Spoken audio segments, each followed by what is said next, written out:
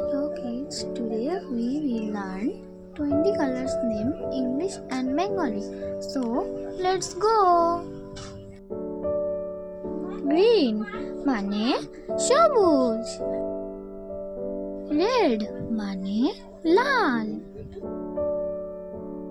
yellow মানে হলুদ, grey মানে ধূসর, হোয়াইট মানে সাদা, ভায়োলেট মানে বেগুনি, ব্লু মানে নীল, ব্ল্যাক মানে কালো, স্কাই মানে আকাশী, মেরুন মানে মেরুন।